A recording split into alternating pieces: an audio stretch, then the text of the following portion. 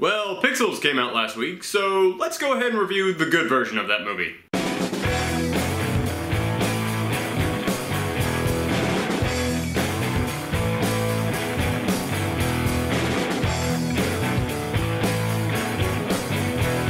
Yes, hi there folks, it's me, Aaron, Professor Thorgy, your guide to all things geeky, and this is another episode of the Requested Review Show, the review show where you guys tell me what you want me to review. You just leave it down in the comments. It can be anything from movies, comic books, video games, new, old, whatever you want, just leave that in the comments down below. And this week, the Nerds on Tap podcast suggested that I review Scott Pilgrim.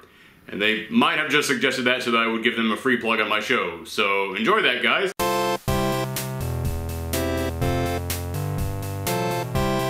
Okay, Scott Pilgrim vs. the World. I'm just going to take all the tension out of this review right now. Scott Pilgrim vs. the World is one of my top 10 favorite comedies of all time. If you are a geek, if you consider yourself a geek, even if you're not a gamer, which is the brand of geekery that this movie is aimed at and is parodying so much, even if you are just aware of geek culture, this is a movie that you have to see. Now, this movie was directed by Edgar Wright, the same man who directed the Nick Frost and Simon Pegg series of films known as the Cornetto trilogy, which includes Shaun of the Dead, Hot Fuzz, and End of the World. And I love those films. Each of those films I think are great, but I think this might be his best directing job. Maybe not his best comedy. I think Shaun of the Dead is a slightly better comedy, but I think this film, Scott Pilgrim vs. the World, played to his strengths way more, because he almost directs live-action animated films. And with every single one of those other films that are set in reality, you can tell he has to kind of tone it down a bit. But the whole idea of Scott Pilgrim vs. the World is that it's almost as if the real world was a video game. It's like you could get power-ups whenever you fought someone, they turned into coins. Basically, all the rules of a video game apply to the real world. And he just went nuts on this film. Like, his imagination went wild. And not only could he just put his imagination up there on film, but the fact that he didn't really have to play to live-action physics meant he could just turn everything into a Warner Brothers cartoon. And there's so many great jokes that depend solely on the physical comedy of it, and he nailed that. He really had that cast pull through on that. Now, he doesn't deserve all the credit for this, because the cast also deserves massive applause. Because holy cow, the cast is fantastic in this. They got about 90% of the casting right in this movie, which is really saying something because the cast is huge in this film. You see, Scott Pilgrim vs. the World is based off of the popular Scott Pilgrim Oni series of comics, and they're not tiny comics. Every single one of them is a trade, and this movie was based on all 6 of them. Just think about that. We live in a world today where almost every single movie based on a book, the producers look at it and go, is there any way we can divide this book into 2 things? I know this book was written to be only one thing, but could we possibly destroy that story by ripping it into 2 parts that aren't quite as fulfilling as one thing? And this person went, no, we're going to take all 6 of these books and condense it into one thing. Like Shaggy trying to eat a giant sandwich, we're just gonna squish it down. Can we actually call that, when you put multiple books into one movie, can we call that the Shaggy method from now on? I kind of like that. And what that means is that you had to take all the characters from all those books and find a way to fit them in here, and they only lost maybe like, I don't know, 3 characters from the story of this book. Holy cow. I'm stunned that they were able to do that. That is really impressive. But okay, in case you don't know what the story of Scott Pilgrim is, it's the story of Scott, who is basically a loser. He has no plans in life, no goals, he doesn't go to work, he doesn't go to school, he isn't really doing anything with his life except for just dicking around in a band with his friends and getting really good at Nintendo games. That's his entire life.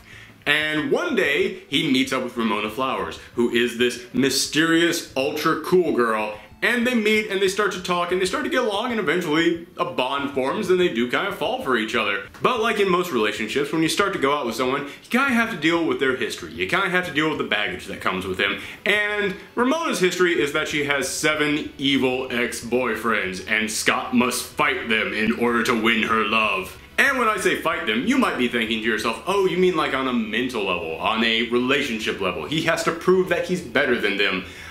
That's what the metaphor is for what it would be like in real life. In this movie, it's that, but with fist and laser beams. And that's the first thing that I gotta bring up, which is that just think about how many superhero films that you have seen in which they went, oh, we're gonna go big with this. We're gonna have 2 supervillains in this movie. Oh, you're gonna go with 2? We're gonna go bigger than that. We're gonna have 3 supervillains in this. And think about how most all of them have completely, absolutely failed at that. I'm talking to you, Spider-Man franchise. And this movie has 7 supervillains in it and gets them just right. The director of this film knew exactly how to put these people in there and make the most of them for these very brief moments. I mean, it's not like one film in which they're all there for the entire thing. Each of them only gets maybe like 5 to 10 minutes of showtime, and this movie got it exactly right. This movie went, all right, we can't win on quantity. We can only have you there for this amount of time, so we're gonna win on quality. Every single one of them is different, every single one of them is memorable, they each have their own special powers, they each have their own different style, which, the style of this movie, I gotta talk about that too. This style, you know what, I'm gonna get to that later, let's keep talking about the villains. It had their own style, they were just so freaking good, and they get like some pretty big names in here. Chris Evans, back before he was Captain America, came in here as the second Evil X. And he might be my favorite. He just had this perfect, like, smarmy jerk style to him. Just as like, hey, sup? You wanna do something after this? Like, imagine that kind of like D-bag, but just given superpowers. And then there were guys like the super hipster Brandon Routh, who was such a hipster that his veganism just absolutely made him a better human being and gave him superpowers through that. Every single one of these evil X's have such a clever trait to them that is a big joke about the type of people that they represent in the real world. It is so clever. And going beyond the evil X's, the rest of the supporting cast is fantastic in this film. And there is no way I could memorize all these names, so I'm just gonna run down some of them real quick. Alison Pill plays Kim Pine, who was the drummer of Scott's band, and they also had like a previous relationship. And Kim is basically like the most sarcastic, most deadpan human being you'd ever met. And she nails this so well. Like, she nails that character better than the comic book actually did. Like, that is the biggest compliment that I can give her. Going from there, you've got Mark Webber, who plays Steven Stills. Steven Stills in this movie is very different from how he is in the comics, but it was still a good character. Like, it's very opposed to the kind of person that he is in the comics, in which he's just like, what? That's basically him in the comics. Whereas in here, he's constantly freaking out about everything. But I'm okay with that, because he still nails this role. Ellen Wong is in here, and she plays Knives Chow, who is Scott's girlfriend when he meets Ramona, and he ends up breaking up with her to go and date with Ramona. And Knives is this super young, impressionable, like, doe-eyed youth, and she captures that so well, because she just thinks everything about Scott is awesome. And she plays it. Like, you look at her and you're like, oh, I remember young people like that. Oh, yeah, it's kind of sad. And then she turns into like this badass ninja out for revenge. And it's awesome. She just nails that role. By the way, if you ever make an American version of Phoenix Wright, cast her as Maya. I'm just putting that out there right now. I think she'd be perfect for it. You've got Aubrey Plaza in here, and she's playing Julie Powers. And Julie Powers is basically, you know, every role you've ever seen Aubrey Plaza in, like, say, her character on Parks and Rec, it's that, but mega evolved. It is her times 10, like, just the most foul-mouthed, angry, just hateful person on the world. But she plays it so well, you love that character. Then you have Mary Elizabeth Winstead as Ramona Flowers herself, and Ramona is meant to be, you know, that super chill, super cool, like, hey, how's it going? You know, very kind of mysterious, cool kid that you want to hang out with. And I think she nails that. I think she does exactly what she was supposed to do.